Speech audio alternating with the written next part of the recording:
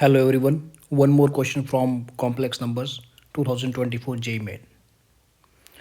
Z1 Z2 are two different distinct complex numbers such that Z1 minus 2 Z2 divided by 1 by 2 minus Z1 Z2 बार और इस पूरे का mod है, ठीक है, it is equal to 2. Then फिर आपको बताना है ये कुछ ऑप्शंस दे रखे हैं, इनमें से कौन सा सही है. तो देखो करने का तो इसको मतलब हाँ वैसे ही कई सारे तरीके हैं हमेशा की तरह, लेकिन हम एक बढ़िया सा शॉर्टकट मेथड देखेंगे. अगर आप इस टर्म को स्टडी करें जो लिखी हुई है यहाँ पर Z1 minus 2Z2 upon 1 by 2 minus Z1 Z2 बार,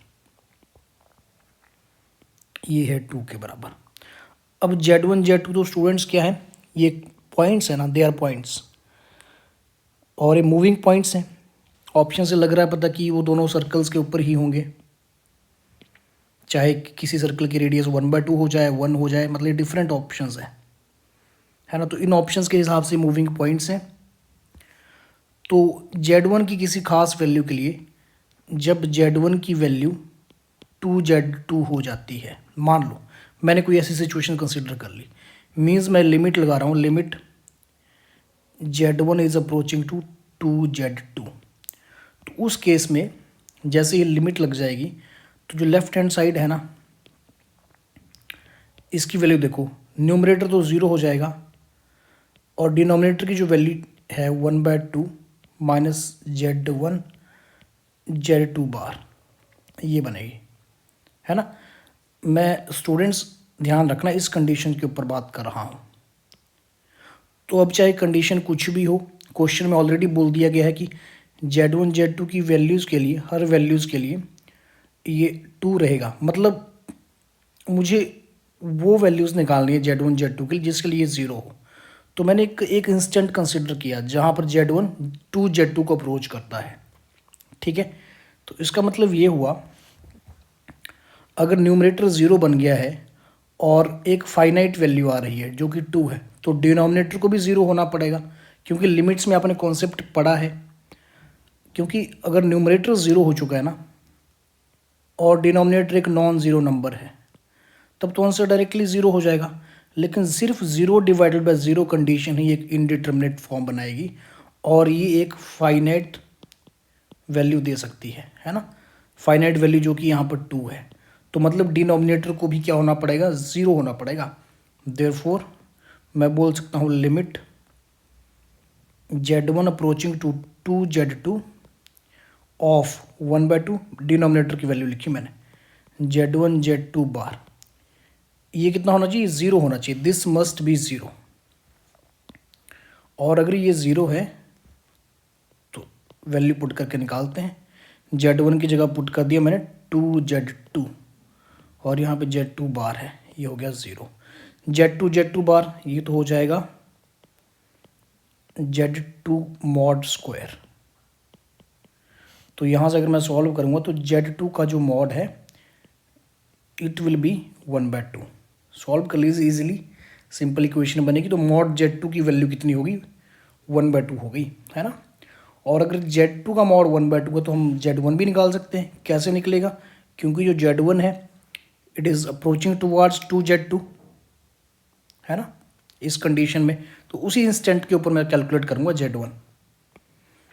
तो Z1 की वैल्यू कितनी हो जाएगी, देयरफॉर Z1 का जो मॉड है, क्योंकि Z1 2Z2 के बराबर है तो इनके मॉड भी तो बराबर होंगे ना ऐसे. It will be 2 times mod of Z2 which is 2 into 1 by 2. So answer is 1. तो यहाँ से स्टूडेंट्स हमारा आंसर आ चुका है. Z1 की वैल्यू 1 है, Z2 की वैल्यू कितनी है, 1 बाय 2 है. This means Z1 lies on a circle of radius 1 और Z2 lies on a circle of radius 1 by 2. उसी कंडीशन में ये पॉसिबल हो सकता है. इसको करने के देखो और भी मेथड्स हैं, बिल्कुल हैं, कोई बड़ी बात नहीं है इसको करना. आप यूजिंग कॉम्प्लेक्स नंबर प्रॉपर्टीज़ भी सॉल्व कर सकते हो.